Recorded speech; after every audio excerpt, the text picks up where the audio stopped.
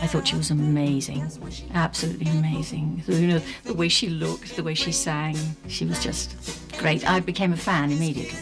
Anytime great music comes up in a conversation, her name will come up.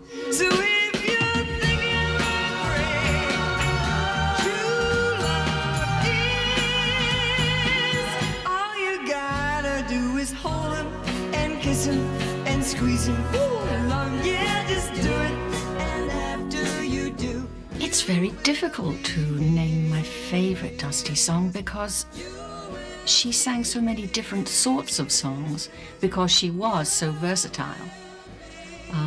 She was able to sing all sorts of things and sing them very well. A lot of singers have a certain definitive song and a certain moment in their careers, but she had quite a few of those moments. I Only Want to Be With You was her signature song for a long time.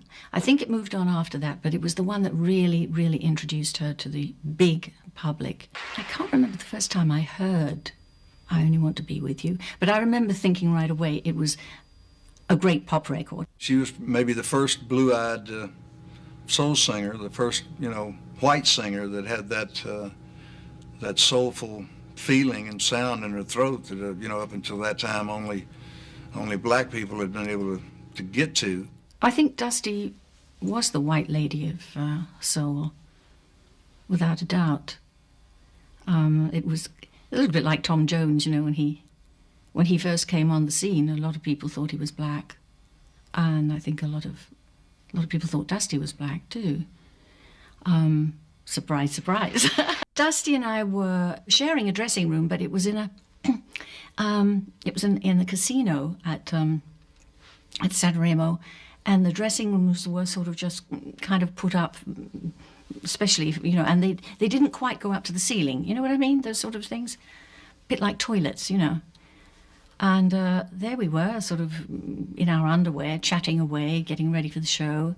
And then we happened to look up, and there were about 10 paparazzi leaning over the top, taking pictures of us. The amazing thing is that I never saw any of those pictures. Now, what do you make of that? They just weren't good enough? We weren't good enough? What does it mean?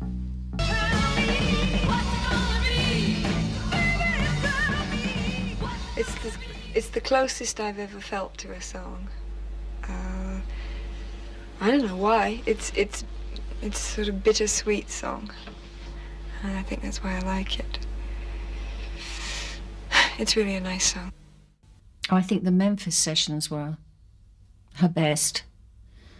I think, having recorded in Memphis myself with the same producer and the same musicians, there's something about Memphis, certainly at that time anyway, that was so different from London, because everyone was talking about the London sound, and it was so great to get to Memphis, and everything's kind of laid back, and everybody talking like that, and the musicians were kind of, laid back to a frightening degree.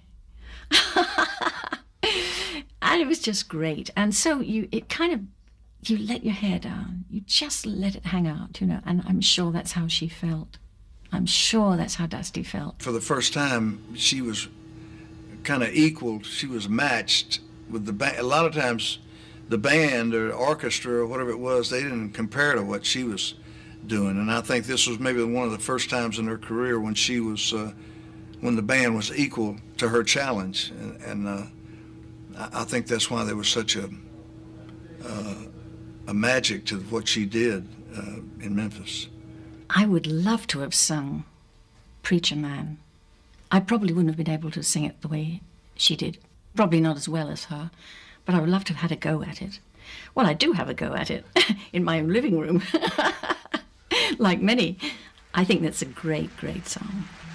Sassy song. It's sexy.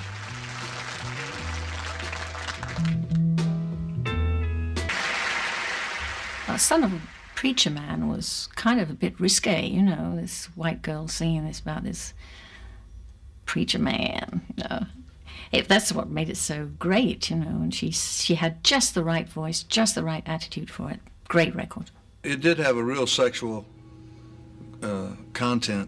content to it that, you know, not every singer could get away with, and she was able to do that, because it wasn't like she was telling a risque story. It was like she was sharing a real experience that she had had, you know, and you could kind of relate to it, that yeah, she was telling you something that you'd heard for the first time, but you kind of did know it somewhere on the inside also.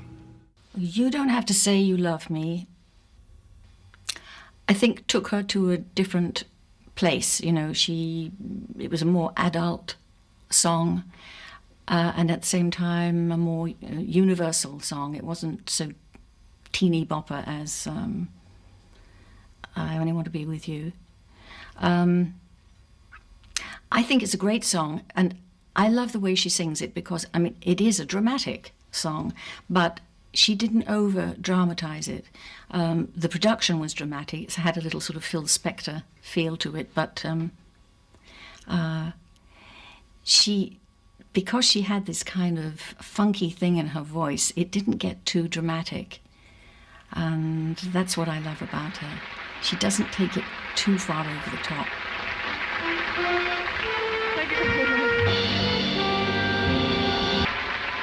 She really loved Motown.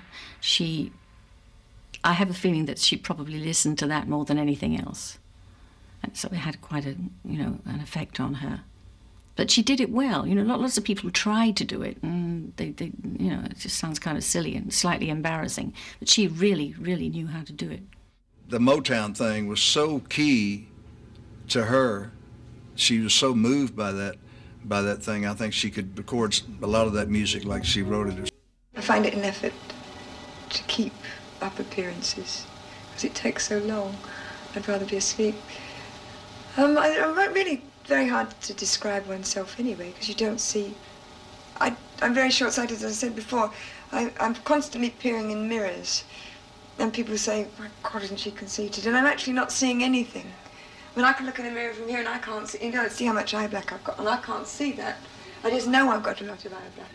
Well, Dusty had this very, very blonde hair, often in a kind of beehive-type style, and a great deal of eye makeup. I mean, lots and lots and lots of it. I mean, I was told, I don't know if this was true, that she never took it off, and that, you know, from time to time she would sort of run a pin through the lashes to make them look like lashes again when they were stuck together. I mean, I don't know if that's true, but it's a fun story. When I met her for the first time in Memphis, she came down to record. She had a very striking presence with that hair and those eyes, you know. I was living in France at that time, and you know, we were all well into that look, but Dusty took it to the degree. But it suited her. She looked good. Oh, I think Dusty enjoyed it enormously, being part of that British invasion. You know, we all did. It was sort of unexpected.